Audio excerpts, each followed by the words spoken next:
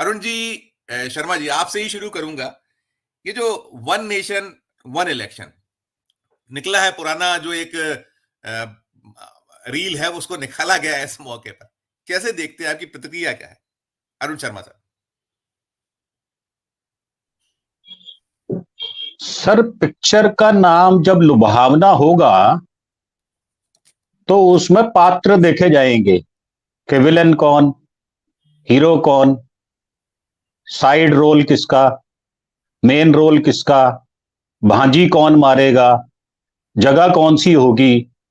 आपने शोले पिक्चर देखी होगी, रामपुर कहां बिल्कुल। बना था? तो रामपुर बना है हमारा देश का संविधान और हमारी पार्लियामेंट।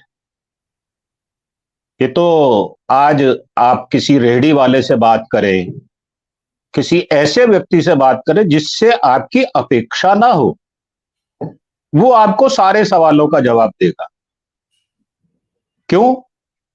जब कोई व्यक्ति इतनी पैतरेबाजी चल चल कर देश को चलाए तो उनको भी समझ में आता है कि बेरोजगारी कहां है, महंगाई कहां है। उनके प्रश्नों पर जब जवाब नहीं मिलता, और मेरा तो क्षेत्र यूपी से जुड़ा हुआ है, आप देखें कितनी पोस्ट निकलती है और कितने लोग वहां पर जाते हैं पेपर देने के लिए और पेपर लीक आउट हो जाता है। तो असल में ये जो जलेबी है, जब इसको चाशनी में डाला जाता है तो ये समझाया जाता है कि भाई इसके अंदर जो चाशनी हमने डाली है ना, ये बड़ी मुश्किल से डाली है। वैसे तो जलेबी को समझना ही मुश्किल है अपने आप में, और अगर व्यक्ति कोई जलेबी जैसा हो तो वो तो बहुत ही उच्च कोटि की बात हो जाती है, उसको समझना और भी असंभव हो जाता है। आप किसी प्रश्न पर बात कर लें, हर जगह धोखा, फरेब, चालबाजी, सत्ता की गुलाटियां, पॉलिटिकल गिमिक, झूठ, आडंबर, आंकड़ों के साथ खिलवाड़ करना। जब हम बात करते हैं ना कि 18 वर्ष से लेकर 35 वर्ष तक के बालक जो हैं वो बेचारे दर दर घूम रहे हैं सर। उनके माँ बाप ने बड़ी मेहनत से उनको 10वीं 12वीं बीए कराई है। तो क्या वो कच्ची नौकरी, या जैसे आप नरेगा में कहते हैं कि जब 1 घंटे का भी काम ना मिले सप्ताह में तो उसको बेरोजगार कहा जाता है, उसकी दर का क्या मोदी जी उस पर बात करते हैं क्या? किसी प्रश्न का जवाब देते हैं क्या? राहुल जी जितने प्रश्न उठा रहे हैं सारे प्रासंगिक हैं, पर वो तो साफ साफ बोल रहे हैं, वो पूछ रहे हैं कि भाई आप लोग राम मंदिर गए क्या? आपने वहां क्या देखा? एक अमिताभ बच्चन साहब हैं, उनको देखा आपने, और किसको देखा? अडानी साहब को देखा, अंबानी साहब को देखा। आपको प्रवेश मिला क्या? सर, ये तो मंदिर की बात कर रहा हूं मैं, धर्म की बात कर रहा हूं। और क्या बेरोजगारी में आपके लिए जो वैकेंसीज निकाली जानी थी वो आपने फॉर्म भरा, उसके पैसे दिए, उसके लिए मेहनत की, तैयारी की, उसके पैसे किसने दिए? उस बच्चे से कभी प्यार से हमने पूछा? क्योंकि हम तो संसारिक आदमी हैं, अपने काम काज में लगे हैं। और हमारा पहले दिन से ध्येय क्या रहा है? हमारा ध्येय है अंततः सत्ता पर काबिज होना। जब हम लोकतंत्र में अपनी जनता को वोटर मान लेते हैं और आप भेष बदलते हैं ऐसे ऐसे मूल्यवान वस्त्रों से जहां देखकर देखने वाले को भी थोड़ी झिझक या शर्म हो जाए, तो सत्ताधीशों से प्रश्न कौन करेगा? मैं तो अपनी सबसे पहले मैं अपनी स्वयं को जिम्मेदार मानता हूं। जैसे अभी दिल्ली में एक केस हुआ, एक मुसलमान भाई को नमाज पढ़ते हुए जैसे दुत्कारा गया, पीटा गया, तो मेरे लिए तो डूब मरने की बात है। मैं तो खुल्लम खुल्ला बोल रहा हूं, अगर मैं उसके साथ नहीं खड़ा होता तो इसका मतलब सत्ताधारियों का नरेशन चलेगा, और अगर हम उनके साथ खड़े होंगे तो उनको लगेगा कि ये जो धर्म की चाशनी है, तो इसमें कहीं ना कहीं जो प्रमुखता आज की डेट में है वो है सत्ता को फिर दोबारा से पाना। अब उसमें कोई मित्र का त्याग करना पड़े, किसी शत्रु को शत्रुता निभानी पड़े, या किसी के साथ मिल जाना पड़े, कोई ऐसा नैतिक नियम जो जिसकी वैल्यू हम 10 पैसे भी डालें रुपए में, वो रह गई क्या? ये कह देना कि राजीव जी ने एक्सेप्ट किया था कि 1 रुपया भेजने पर 15 पैसे ही मिलते हैं। सर, आपने जो काम कहे थे उसके 15% भी काम आपने पूरे किए क्या? आप तो लगे हुए हैं, हर साल इलेक्शन होता है, 28-29 राज्य हैं, 8 हमारे यूनियन टेरिटरी हैं, 36 हो गए।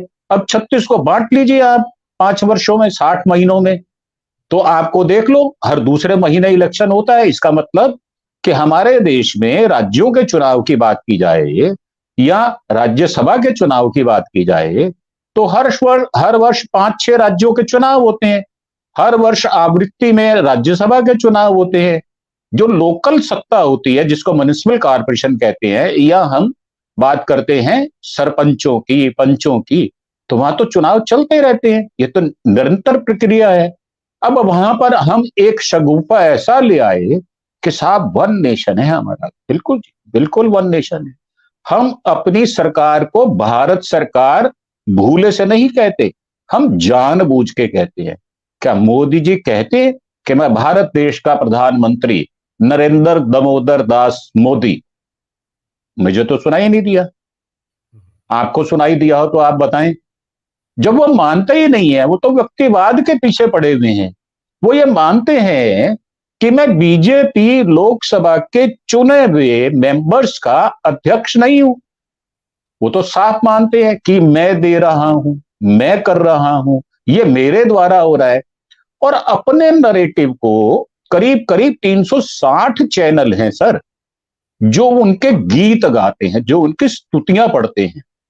सच्ची बात यह है, कई बार मेरे जैसा व्यक्ति भी ये मान बैठता है कि यार मोदी जी की गारंटी कोई आयरन स्टील है क्या? उसमें भी जंग लग जाता है सर, उसमें भी भूल हो जाती है। तो ऐसा कौन सा 300, जब मैं फैक्ट्री में काम करता था तो वहां 304 316 का एक स्टील आया करता था जिसमें जंग नहीं लगता, वो जापान से पाइप आता था, हिंदुस्तान नहीं बनाता था। तो क्या ऐसे स्टील है क्या मोदी जी? अगर ऐसे स्टील है तो उनकी छतर छाया में उनकी जनता जनार्दन सुरक्षित क्यों नहीं महसूस करती?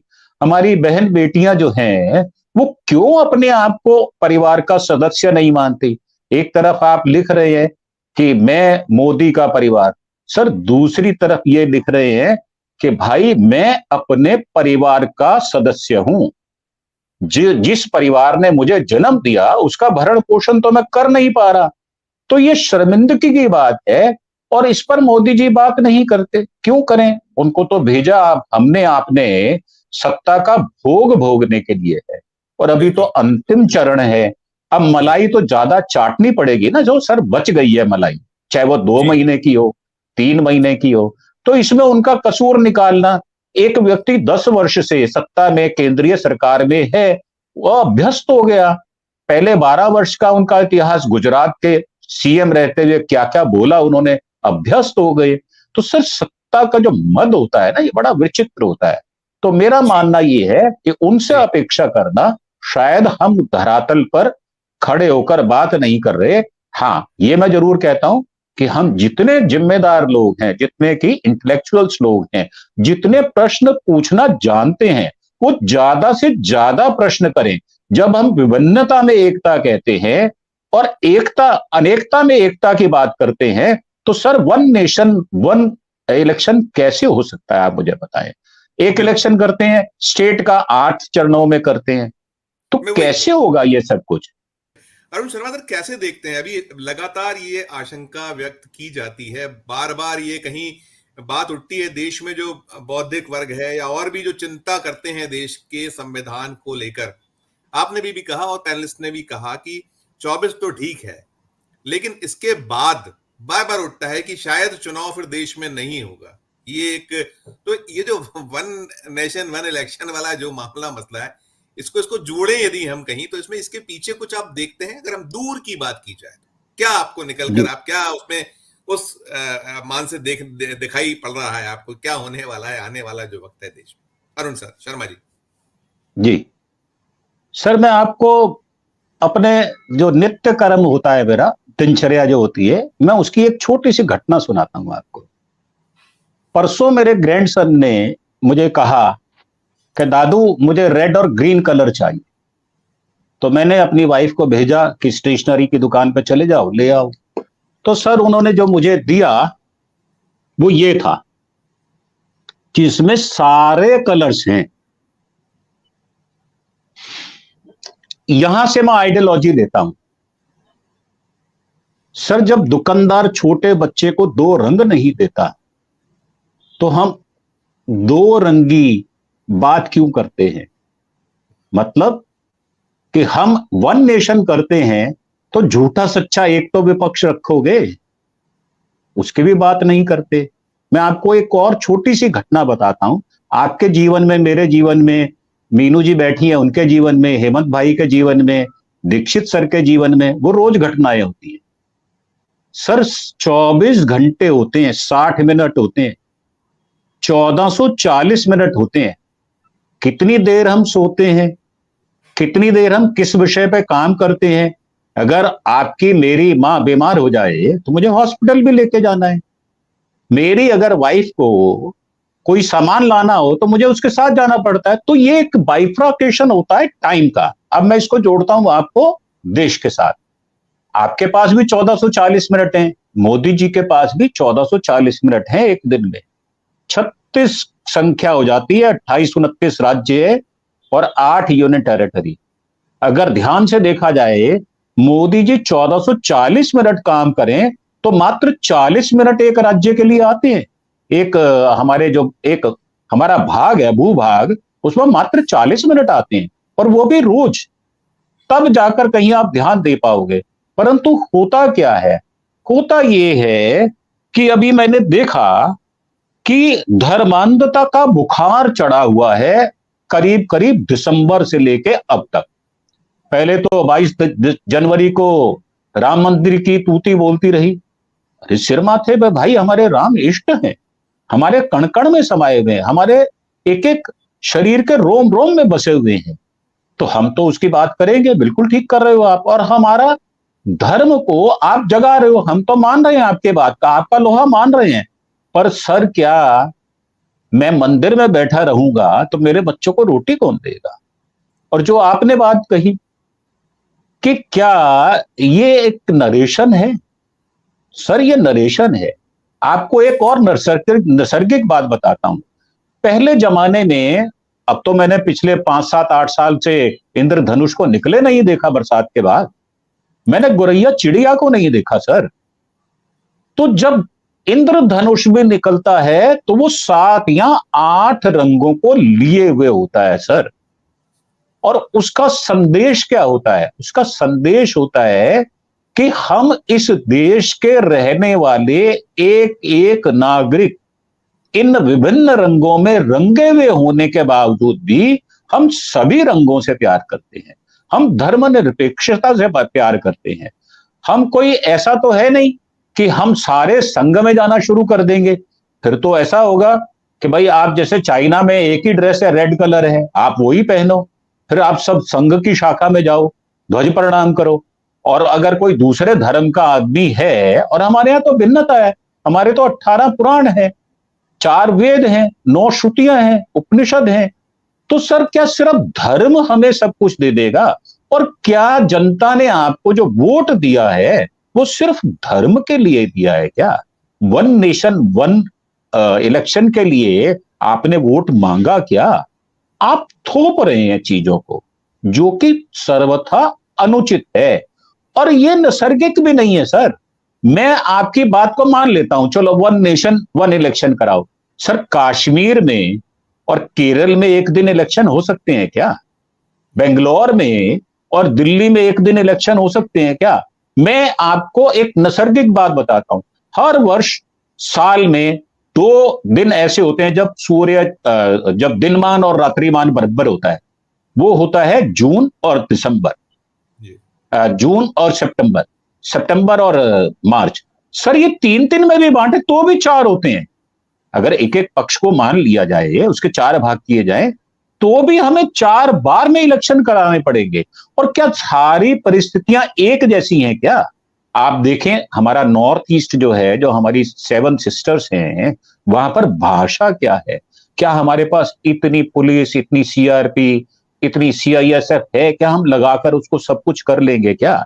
और भाषा का विरोधाभास जो है वो हमें प्रेम दिखाता है। जहां भाषा नहीं होती वहां भी एक मूक जुबान होती है। मुझे तो याद है दूरदर्शन में एक बार हम देखा करते थे रोज, एक मूक आती थी सूचनाएं, समाचार आते थे जिसमें इशारों से बताया जाता था। सर हमें कहां से कहां ले आए? सोचने वाली बात यह है कि आप अपने नरेशन को चलाने के लिए आप बिल्कुल कोरिया और चीन और रूस की तरफ जा रहे हैं। आप जा ही नहीं रहे। आप कहां जा रहे हैं? हमारे लोकतंत्र की तरफ। और आप चाहते क्या है? पहले तो आप अपना कॉन्सेप्ट तो क्लियर करें। अभी मीनू जी ने जैसे कहा कि एसबीआई, सर नाम नहीं बता रहा, वो कह रहा है कि हां ये वाली एंट्रीज हैं। और मैंने दसियों डिबेट में सुन चुका, वो कहते हैं कि मात्र 42 घंटे में ये सारी कनेक्टिविटी एक से दूसरा, दूसरे से तीसरा लिंक हो जाता है। आप केवाईसी करके बता सकते हैं। और फिर आप बच्चों से टीवी में कहला रहे हैं कि हमारा भारत डिजिटल है। मेरा पिता बाहर सेना में बॉर्डर पर है, मोदी जी वहां जाकर दिवाली मनाते हैं। तो मेरे जो मोदी जी हैं अभिभावक हैं, परंतु जब वही जवान शहीद हो जाता है तो पुलवामा के शहीदों को शहीद क्यों नहीं कहते? ये दोगली नीति क्यों है? ये दोहरापन क्यों है? चरित्र साफ क्यों नहीं है? जो आप कहते हैं वो करते क्यों नहीं है? पहले तो आप दुविधा में हैं, फिर जनता दुविधा में है कि साहब कल क्या कहेंगे हमारे ठाकुर साहब? आज जो बोल रहे हैं वो शाम को ये बोलेंगे क्या? और फिर ठाकुर साहब सवेरे उठेंगे तो वो क्या बोलेंगे उस समय? तो ये तो बिल्कुल सामंतवादी देश बनता जा रहा है धीरे धीरे। मैं आपको अंत में एक चीज और दिखाना चाहता हूं। अभी रमजान का महीना शुरू हुआ, मैंने अपने मुस्लिम भाइयों को मुबारकबाद दी। और मुझे ये देखिए, ये आया है मुझे कि शर्मा जी आपने मुस्लिम धर्म अपना लिया क्या? बड़ी विडंबना, बहुत विडंबना है। और आपने रमजान रखने शुरू कर दिए क्या? सर ये, हालांकि मेरे लिए ये कॉम्प्लीमेंट है सर, मैं इसको संवेदना से सहित मानता हूं कि मेरे विचार ऐसे हैं कि मैं अपने मुसलमान भाइयों को रमजान में छाती से लगा सकता हूं, तो जो मेरे खुद के भाई होंगे उनको नहीं लगाऊंगा क्या? सर इतनी विचित्रता, इतना जहर भर दिया आपने हमारे लोकतंत्र में कि लोग हमसे ये पूछते हैं कि आपने अपना धर्म अपना लिया क्या? मुसलमान धर्म हो गया क्या आपका? सर ये तो बधाई तो हमारे राष्ट्रपति भी देते हैं, हमारे प्रधानमंत्री भी देते हैं, हमारे गवर्नर्स भी देते हैं। तो ये जनता के अंदर इतनी अंधता भरने के बाद अगर हम कोई बात डिफाइंड रूप से कहेंगे तो क्या होगा? सुप्रीम कोर्ट क्यों नहीं कहता कि जब तक आप इसकी क्लैरिटी नहीं करेंगे हम चुनाव की घोषणा नहीं होने देंगे? ऐसा संभव नहीं है क्या? बिल्कुल है, पूरा उनको अख्तियार है। और वो सुप्रीम पावर है सर, और वो ऐसी पावर है जिसको चैलेंज नहीं किया जा सकता। तो मेरा जहां मतभेद है मैं वहीं तक सीमित हूं।